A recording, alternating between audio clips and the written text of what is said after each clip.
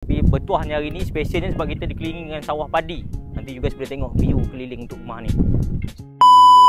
Hai, Assalamualaikum, pagi. Hari ni kita berada di Skincan, Selangor. Di belakang saya ni sebuah lagi projek daripada M Home. Alhamdulillah kita dah selesai bina dan serah kunci pun hari ni dijadikan homestay. So alhamdulillah kita punya tiny house ni yang harga RM60,000 ni kita dah banyak permintaan, terutamanya buat homestay dan juga rumah sewa.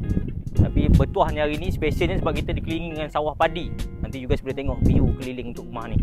So kita nak review dulu untuk rumah homestay tiny house. Jom follow saya. Orang TNB pun dah sampai. Jom kita bawa masuk. Assalamualaikum. Untuk package tiny house ni yang harga RM60,000 ni memanglah lengkap, siap dengan wiring, piping dan juga tiles. Untuk promotion ni kita bagi tiles 1x1 untuk keseluruhan rumah. Untuk tiles ni pun tuan rumah boleh pilih sendiri design apa yang mereka nak daripada katalog M Home. Ini adalah pemilihan daripada tuan rumah sendiri. So ini kita punya bahagian ruang tamu dan juga dining. So nanti dia boleh letak TV dan juga sofa dekat sini. So ada dua bilik, saya bawa dulu bilik yang pertama. Untuk dijadikan homestay ataupun rumah sewa, bolehlah kita letak satu lagi queen size punya katil letak sini. So kalau you guys letak single bed, so akan jadi lebih luas lah. So kalau homestay biasa kita akan gunakan standard queen size. So rumah pun dah letak siap-siap dah. Begitu juga untuk bilik yang kedua, sama seperti bilik yang pertama, size dia iaitu 10x10. Boleh letak katil yang bersaiz queen.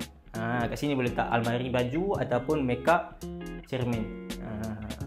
Dan homestay kita mestilah kita ada satu lagi tandas, iaitu yang bersaiz 6x4 kaki. Inilah bahagian dapur dia, siap dengan tabletop dan juga sinki.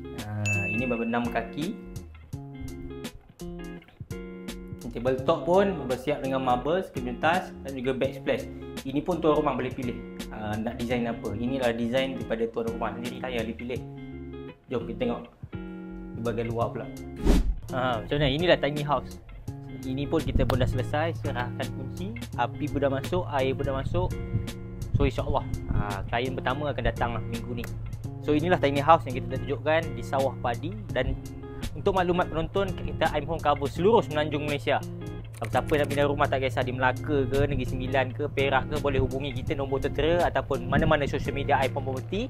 You guys boleh pergi saja ke kita punya laman sesawang, tulis saja www.imhomeproperty.my. Kat situ ada pelbagai package berserta harga. Jumpa lagi video akan datang. Jangan lupa bantu like, komen dan share video ni sebagai manfaat pada semua penonton. Assalamualaikum.